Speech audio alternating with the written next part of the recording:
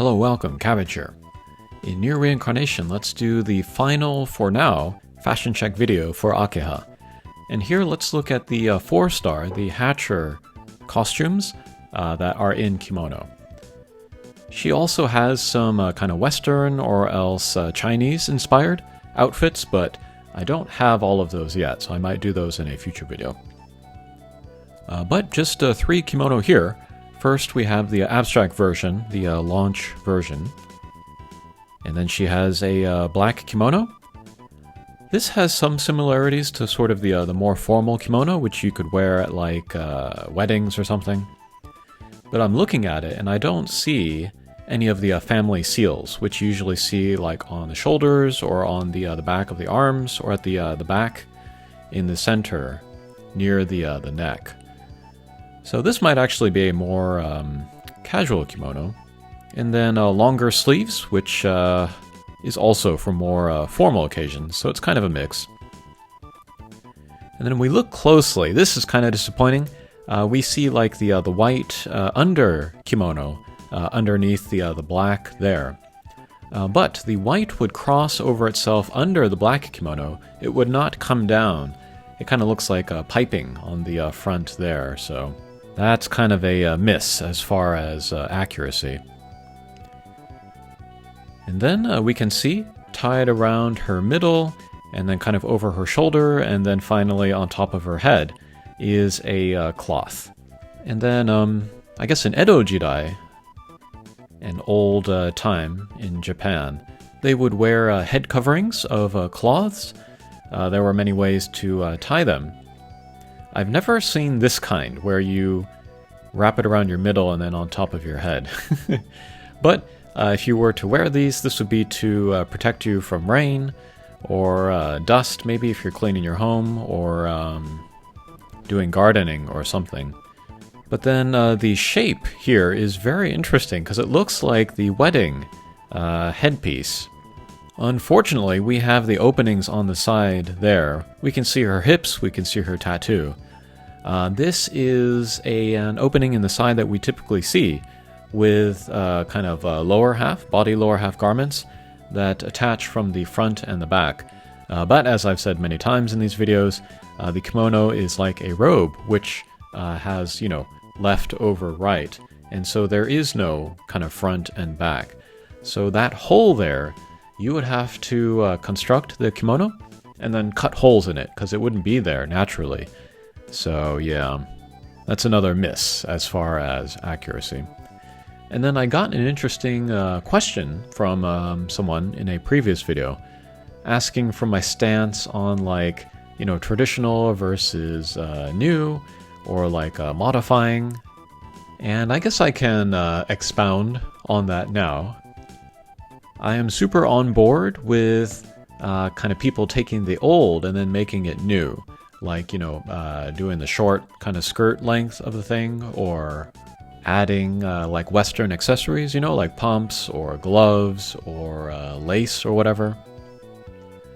But I would prefer that there was a foundation of the knowledge of the basics, knowledge of tradition. What I really want is greater knowledge of kimono among Japanese people, which might sound strange, especially coming from me, a foreigner. But knowledge is low, even among like artists whose job is to depict these in games or comics or TV shows or whatever. So when I see stuff like here on this version of Akeha, it kind of makes me sad because it's clear that there are holes in the knowledge of the designers. But 99% of people, even 99% of Japanese people, are not going to understand the inconsistencies. Okay, let's move on to Fractured Akeha. This is really interesting because this is kind of like a deconstruction of the kimono. And this one actually I'm more on board with than the previous one. But as we can see, another black kimono. This looks like it has no pattern at all. And then we can see like the wear and then the fading on the ends of the sleeves there. And then there's no like obi, sash, kind of tied around the middle like you would traditionally see. What it looks like, actually, she kind of has the obi sort of draped around her, and it's kind of coming down her back, and then kind of draped over one sleeve there. That's kind of cool. And so, since it's not very kind of secured around the middle, it makes a lot more sense that it would be very open, almost to her hip bone there. That's hot. And then traditional footwear that we see there. But again, I am sort of baffled by how, like, the left side of her leg can be exposed when it's, again, left crossed over right for the kimono. Alright, but let's zoom in. And then we can see that where it is crossed over, the left over the right, it's very low on her.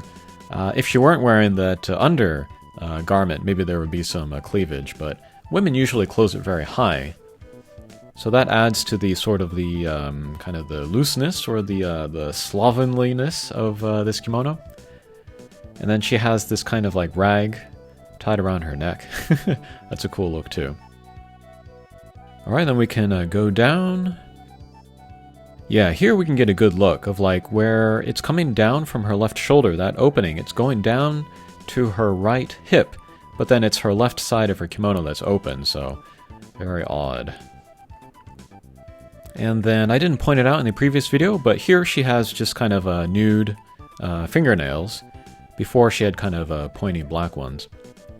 But this is cool. This very much feels like a fractured costume, but with the Japanese kimono. So I like this one. Okay, finally, here is maybe my favorite of all of her costumes, but this is the Bloodless version, which has the mask. This looks like a totally solid patternless kimono in a very deep purple, maybe a navy purple. And then she has various parts from like a samurai armor, which is very cool. There's the mask that she's wearing on her face, of course, but then also the shoulder pads, and then like the things hanging down her front and back. And then gauntlets on the arms, and then whatever you call those gauntlets on your shins. But we can take a closer look at the mask here. This is actually part of the headwear. If you were actually wearing the full samurai armor, you'd have the helmet as well. And so like it would be like a total helmet, even covering your face. But here she's just wearing the face part. And then there's the one horn coming off her forehead. This, of course, would not be a part of the traditional samurai mask. But it's been a kind of a popular thing lately in Japanese anime and manga to have a single horn there. And then we can look at the back. This is the first chance of these three where we've really been able to look at the opening in the back. Very, very open on this costume. And then on the side we can see the kind of the arm guard, the shoulder guard. This is like a bunch of like plates that are tied together with fabric. And then this part hanging down the front, that's the same thing. Kind of hard plates that are tied together with that red string. It almost looks like a shoestring. Okay. And then hands too, we can see the gauntlets and then pointy red nails. That's cool. And another covering on her bum. Some extra swords there, that's very cool. And then a little dagger on her waist. And then a very narrow obi tied around the middle. And then we have again the very big opening, almost to her hip bone on her left side.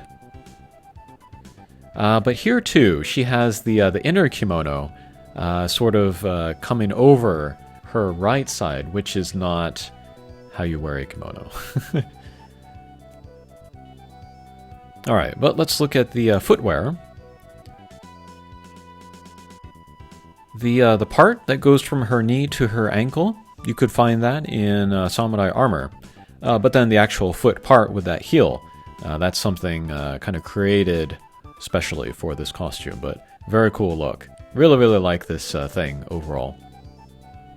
Okay, and I think that will do it for looking at the Hatcher 4-star kimono costumes for Akeha. From now, I want to move into Western stuff. I might go to Lars next, because he recently got a 3-star handout version. That might be interesting to look at. Okay, thanks for watching, and we'll see you again. Take care.